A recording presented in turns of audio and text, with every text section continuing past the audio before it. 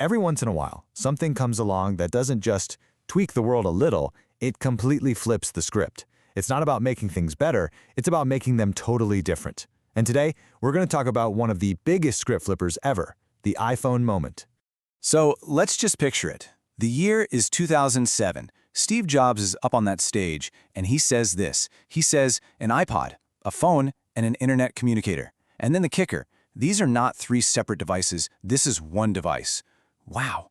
I mean, he wasn't just launching a product, right? He was literally creating a whole new category right in front of our eyes. It was absolutely the shot heard around the tech world. And that one device, it became the ground zero for this just massive shockwave of change. I mean, look at this. It wasn't just about making a cool new phone. Nope. This set the standard for what a smartphone is. It kicked off a solid decade of disruption across, well, pretty much every industry you can think of. It totally changed our daily lives, how we shop, our culture, everything. This wasn't just another gadget. It was a real paradigm shift. Okay, so let's break this down. The first huge ripple effect was this massive change in how we even connect to the digital world. They call it the mobile-first revolution.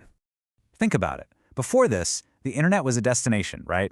You had to go to it. You sat down at a desk, booted up your chunky PC. It was stuck in one place. But the iPhone, it just completely shattered that entire model. Suddenly, we're in this mobile-first world. Computing is in your hand. And the internet is with you, well, anytime, anywhere. And yeah, this really paints the picture, doesn't it? Our whole relationship with computers literally moved from the desktop to the palm of our hand. This is what started the age of ubiquitous connectivity. A fancy way of saying being online wasn't something you did anymore. It was just how you were. All that information that used to be locked away in a box on your desk was now set free. But you have to wonder, how did this whole thing catch on so ridiculously fast? Well, the secret sauce was how we interacted with it. We went from these clunky little physical keyboards, remember trying to type on those, to this beautiful, seamless, multi-touch screen. This was way more than just a design choice. It was a complete revolution in how we, as humans, talk to our machines. And here's the really brilliant part. Apple basically invented a new universal language for technology. Think about it. Pinch to zoom, swipe. These things are second nature to us now. They're global standards. The most amazing part? You didn't need a 300-page instruction manual anymore. The device just made sense. For the first time, the tech was finally adapting to us, instead of us having to learn the tech. All right, so now you've got this super powerful device that literally anyone can figure out how to use. The stage was set for the next act, and believe me, it was a big one. This whole revolution in hardware and how we use it, it laid the foundation for a brand new economy. This is where things get really wild. The App Store. It wasn't just a place to buy stuff, it was a platform, a global stage. For the very first time, some developer coding in their garage could have a great idea, build an app, and boom, get it directly to hundreds of millions of people all over the world. The barriers just vanished. And the result was, well, it was a total explosion. The software industry just went ballistic. It created brand new careers out of thin air. I mean, app developer wasn't really a job before this, was it? And it introduced all these new ways of doing business that we now take for granted, like in-app purchases and subscriptions. A whole economy just sprung up from this one idea. But here's the thing about creation, right? There's always a flip side. This powerful little device in our pockets, it wasn't just building new industries. It was also tearing old ones down. Yeah, the key idea here is what people call digital convergence. The smartphone basically became this central hub, almost like a black hole. With its powerful little brain, its amazing camera, all its sensors, it just started sucking in the functions of all these other gadgets we used to own. And for those old industries, they either had to adapt or they got reshaped completely. I mean, just think about it for a second. When was the last time you even thought about buying a point-and-shoot digital camera or an MP3 player? What about one of those clunky GPS units for your car? The camera, the music, the maps, they all got absorbed, gobbled up by this one device.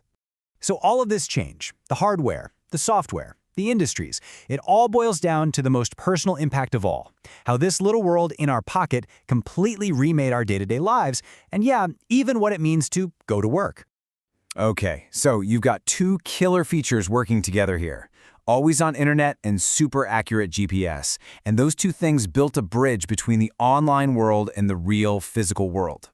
This is the magic that created what we call the online to offline economy. It's the simple genius behind ordering an Uber or getting dinner delivered.